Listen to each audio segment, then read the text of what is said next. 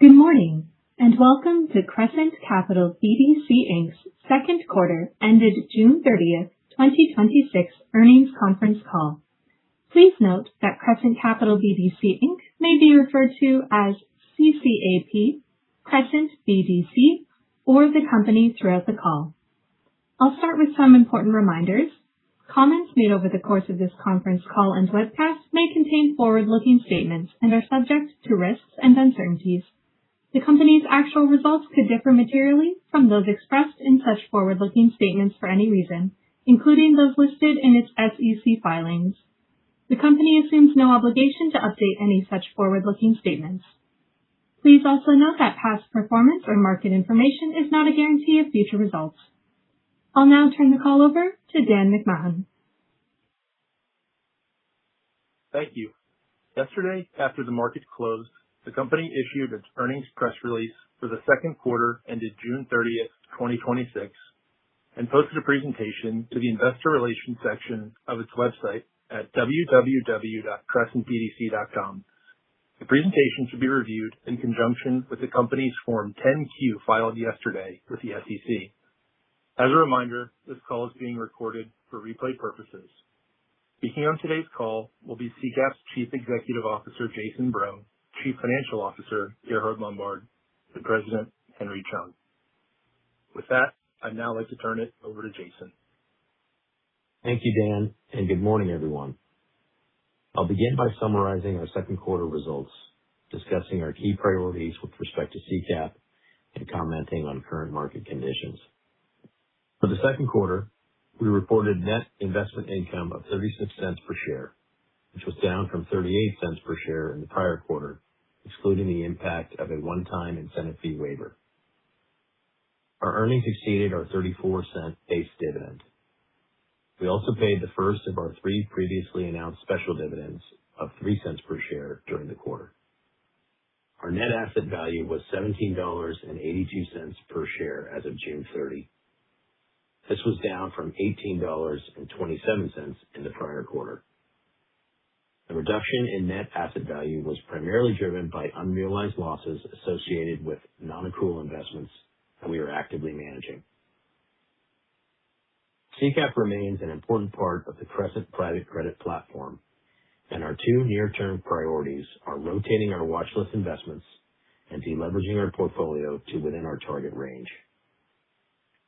We established a fee and dividend framework last quarter that provides us the flexibility to prioritize these initiatives, ensuring strong alignment between Crescent and our shareholders through this process. Our reduced management and incentive fees, together with our revised dividend framework, became effective as of April 1. We believe these actions enhance CCAP's long-term earnings power, support sustainable shareholder returns, and position the company with one of the most competitive fee structures in the public BDC sector. Our fee structure also represents a continued meaningful economic contribution by Crescent. That alignment extends to our parent, Sun Life, which has been a long-term holder of approximately 6% of CCAP's outstanding shares and has invested or committed more than $1.5 billion across Crescent strategies since 2021. This significant and ongoing investment reflects confidence in Crescent's platform and our strategy. As demonstrated by our results during the quarter, we intentionally set the base dividend at a conservative level relative to our earnings, reflecting both our commitment to consistently earning our base dividend and a potentially volatile market outlook. Turning to the broader private credit market, sponsor-backed M&A activity continues to be below historical averages. However, competitive dynamics have improved, particularly in the upper mid-market. Ongoing redemptions and slower capital formation in the non-traded retail BDC market have improved lending conditions by reducing competitive pressure. We've started to see this drive better terms in the core and lower middle market as well, where Crescent primarily invests. We remain optimistic that the availability of private equity dry powder and sponsors looking to return capital to investors will provide a favorable opportunity set in the long term.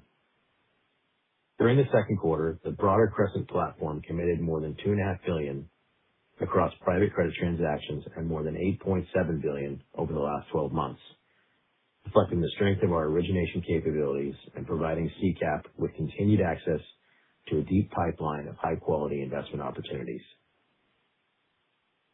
Given our near-term deleveraging priority, we are intentionally balancing selected new investments with preserving financial flexibility and prudently managing leverage for CCAP. With that, I'll turn it over to Gerhard to discuss our quarterly financial results in greater detail. Thanks, Jason, and hello, everyone. Net investment income was 36 cents per share during the second quarter, compared to reported NII of 42 cents per share in the first quarter. As Jason noted, excluding the 4-cent per share one-time incentive fee waiver recognized in the first quarter, NII declined from 38 cents per share to 36 cents per share. Compared to the first quarter, total investment income declined by approximately $1.6 million. The quarter-over-quarter decline was primarily driven by lower dividend income and lower realization activity, which resulted in reduced accelerated amortization and prepayment fee income.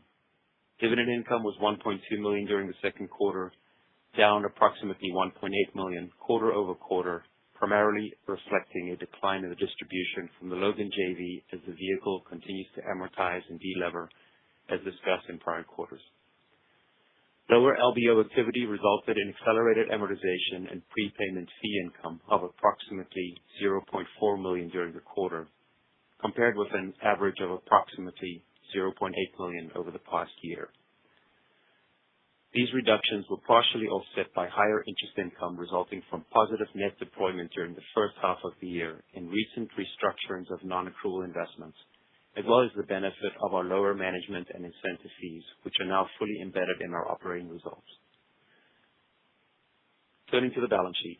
As of June 30, 2026, our investment portfolio totaled approximately $1.6 billion in fair value. Total net assets were $656 million, and NAV per share was $17.82.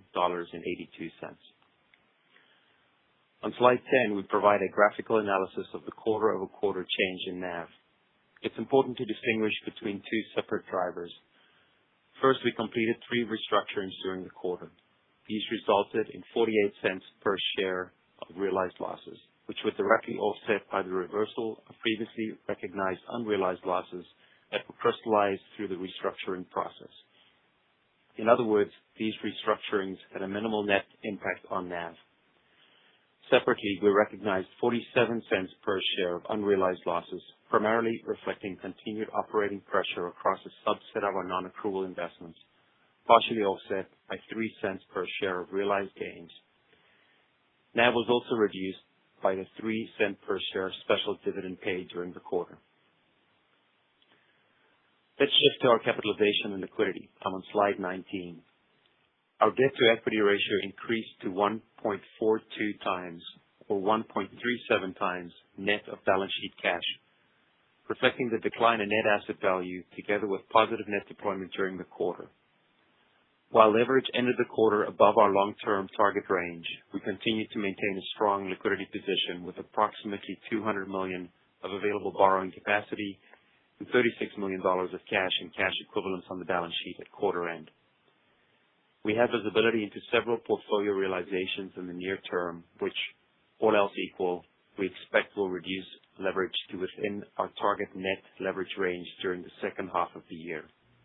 We repaid $162 million of maturing fixed-rate debt during the quarter and bolstered the balance sheet with incremental access to liquidity.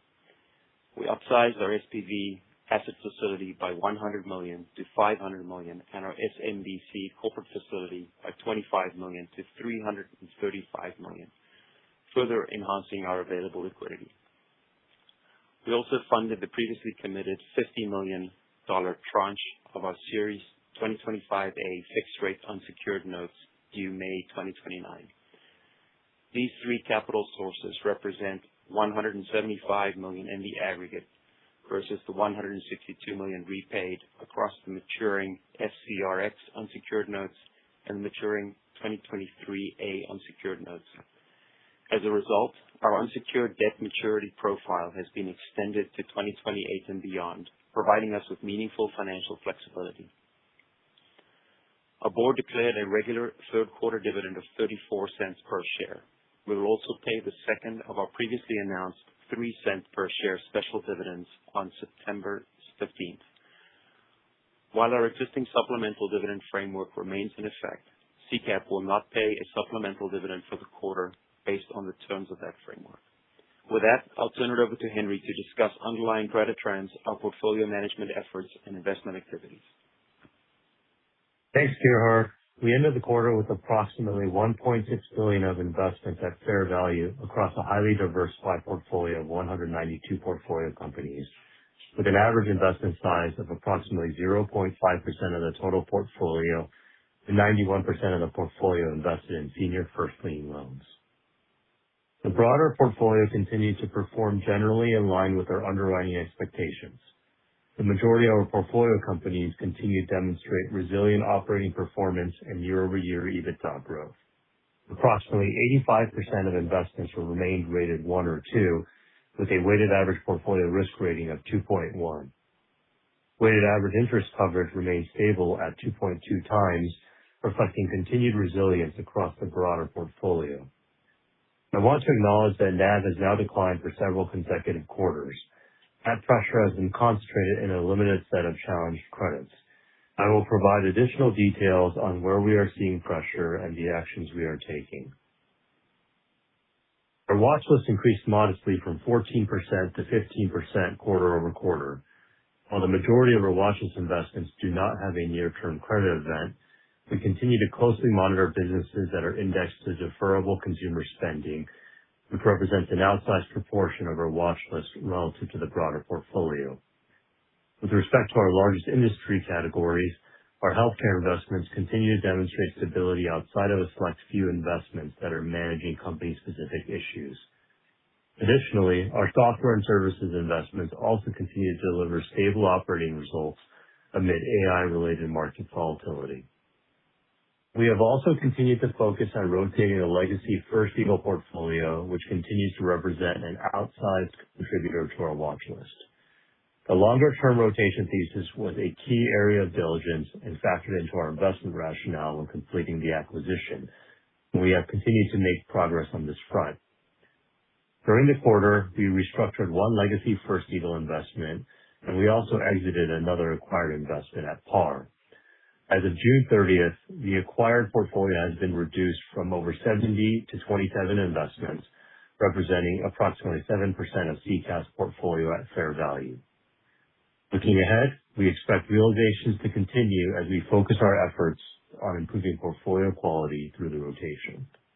We had no new non-accruals during the quarter and completed 3 restructurings, resulting in non-accruals declining from 5.7% to 4.8% of debt investments at cost. As we manage our watch list, we want to reiterate that we consistently take a long-term approach to portfolio management that has been guided by the tenure and experience Crescent has investing in sponsor-backed private capital structures.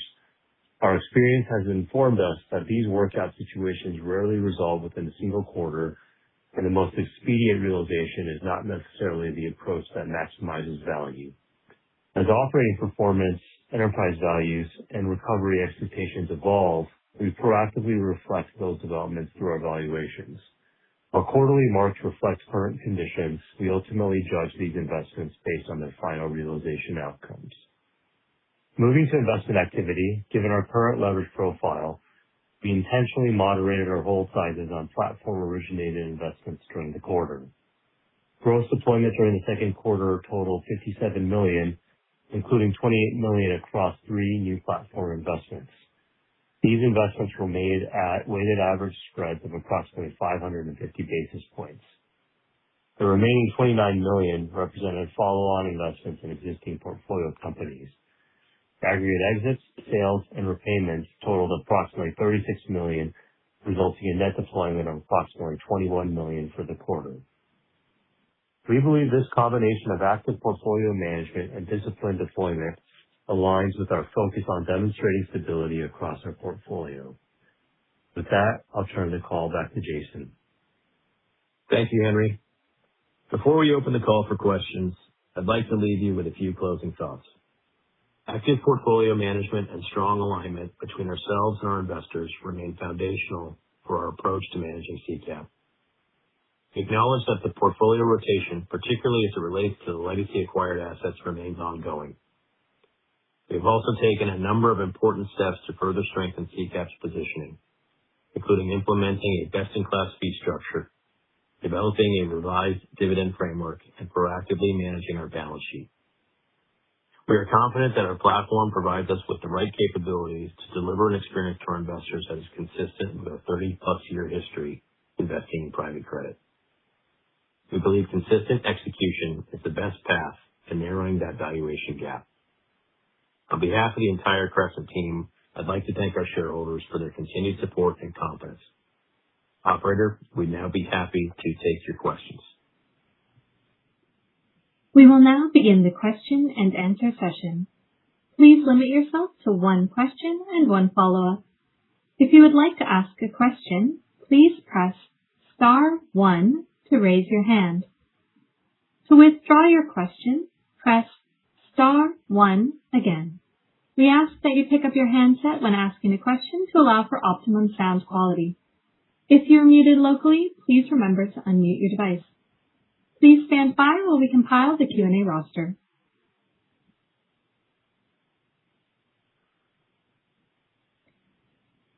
Your first question comes from the line of Robert Dodd with Raymond James. Your line is open. Please go ahead. Hi, guys. Just want to dig into a couple of bits on obviously the NAV trend. And as you said, I mean, it's been down 8 consecutive quarters now. And I recognize your point that like turnarounds don't happen overnight, etc. They can take some time. But there's a difference between the turnaround and workout process and whether the fair value was set where it should have been. I.e., in fact, the eventual outcome of a turnaround into the fair value quicker than appears to be the case. I mean, is that the issue that the turnarounds are not progressing how you'd like, and that's driving your kind of revising your expectations downward each quarter, or is it they are occurring as planned, and it's just, you know, the fair value is keeping up with that rather than being more forward looking? Can you give us any? Because obviously, you know, 8 consecutive quarters would expect, you know, random chance you might have an up quarter in there, and so kind of, you know, how close are we to the bottom, so to speak, on NAV, on factoring in full expected outcomes on these assets? Hi, Robert. This is Henry. I can start off by taking that. I think the first dynamic is what you just alluded to, which is I completely agree with your observation around the longer term trend that we've seen, and it's consistent with what you said, which is these don't happen. These watched investments don't fully resolve and realize within a quarter or even within within a year or two, for instance. And what we're focused on as we're thinking through the watch list is making sure that we're focused on long-term value and recovery maximization, not necessarily just getting them off of the watch list and out of the portfolio as quickly as possible. So that's going to inform our positioning and our thoughts with respect to just the rotation thesis, especially as it relates to investments that are on our watch list. I would say that with respect to the valuations, on a quarter-to-quarter basis, we need to reflect what the nearest term operating performance of these portfolio companies are, as well as the nearest term outlooks. And as you can imagine, an investment that is on the watch list in particular might have the most variance in both of those inputs on the quarter-to-quarter basis. Our goal and what we commit to is reflecting those in real time and providing the best current view that we have on the respective watchlist investments. So when I think about making sure that we factor in every relevant input, those can change, and those tend to change most dramatically for an investment that is on watch list or non-accrual as in comparison to just an investment that may be stable and performing to expectations. So I think that's certainly a dynamic that we're observing here as it relates to unrealized changes in unrealized losses on a quarter-over-quarter basis. I think the last point I'll make is just with respect to the watch list in aggregate. As of this quarter, we were at 15%, which is about 1.5 percentage points higher than where we've been over the last 3 years on average. As you know, and as we've alluded to in prior quarters, we like to be proactive with respect to how we designate investments on the watch list. And as a result, you haven't seen our watch list necessarily balloon sharply on a quarter-over-quarter basis. And that's because we want to be upfront with what we're designating on the watch list and how we're approaching these investments. So to summarize here, I think it's certainly a component of just the longer dated time it takes to rotate and realize watch list investments, as well as our approach of making sure that we factor in the latest relevant inputs as we're thinking about marking these investments appropriately on a quarter-to-quarter basis. Okay, I appreciate that, color. Thank you. Moving on to a different topic, if we can. Obviously, you've got repayments. I think you should be in the target leverage range in the second half. So some net portfolio declines in size, probably. Can you give us any color on what you expect to do? Obviously, you moved to more granular, smaller average positions, et cetera, as you rotated over time from acquired assets, et cetera. I mean, do you think there's going to be any change there, any further increase in that, or what's the view of once you get to target leverage, if the market's more active, how do you expect to respond to that? Because typically when if the market's active in originations, it's also active in repayments, right? So. Yeah, in the near term, Robert, our focus here is going to be adding positions that are likely going to be smaller than our average position size of approximately 50 basis points on the total portfolio. Our goal here with origination in the near term, at least as it pertains to CCAP specifically, in light of our leverage, is continuing to add diversification, continuing to access the broader origination that's happening across the platform as a whole, but just in smaller size at the individual portfolio company level. So that's in the near term what I would say the expectation is. Got it. Thank you.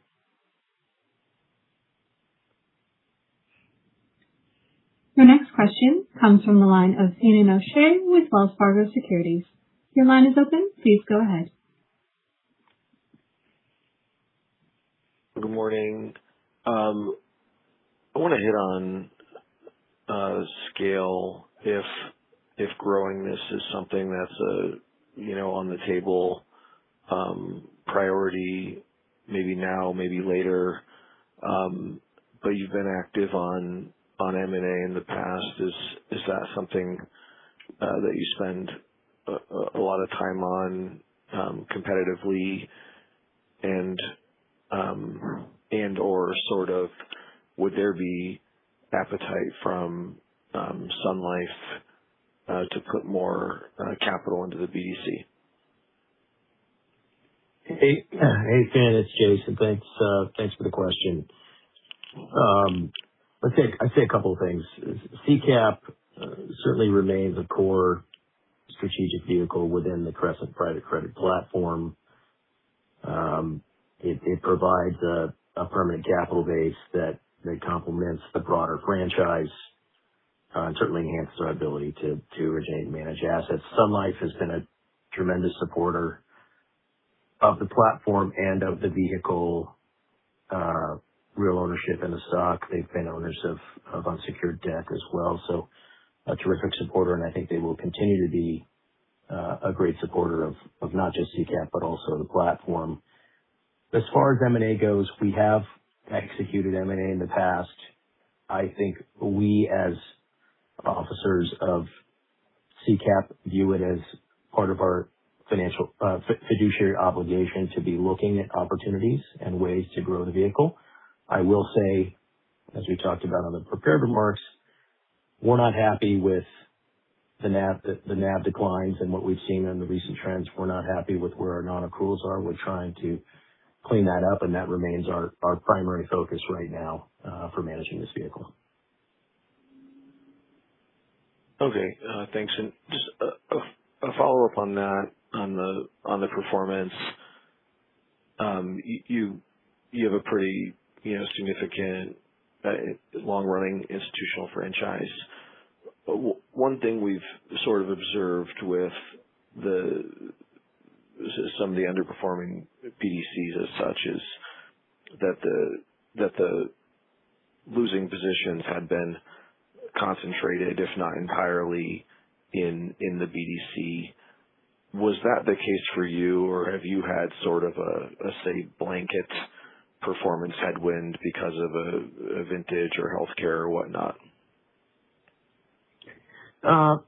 Yeah, Finn, interesting question. I think I'd say a couple of things there too. Sort of going back to what Henry was saying in response to Robert, I think we are in a bit of a normalization period to reflect higher overall defaults and credit relative to where we were a couple of years ago. And I think some of that stems from more aggressive structures in the 21-22 vintage and zero base rates back at that period of time when we're certainly operating in a higher cost capital environment today. So I think there's some normalization that's taking place. As far as CCAP versus the institutional business, there's significant overlap with where CCAP sits and where our institutional business is in terms of how we co-invest across the platform. I would say the one exception to that I would call out certainly is anything that CCAP might do on the M&A side. And so we do have some legacy First Eagle names that we onboarded at the time of that acquisition. We knew they were challenged names. They continue to be challenged names, and those are only represented within the CCAP portfolio. Thank you.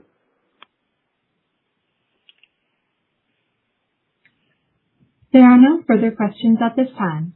I will now turn the call back to Jason Breaux for closing remarks. Okay, thank you, operator. Thank you for the questions. Just to conclude, we are grateful for the support of our shareholders. We are highly focused on stabilizing the portfolio and rotating out of some of the more troubled situations in the portfolio, and looking forward to cleaning that up and moving this vehicle forward in a way where we're well aligned with shareholders, with a competitive fee structure, and a high quality portfolio and strong support from our parent. Thank you all for your continued support. This concludes today's call. Thank you for attending. You may now disconnect.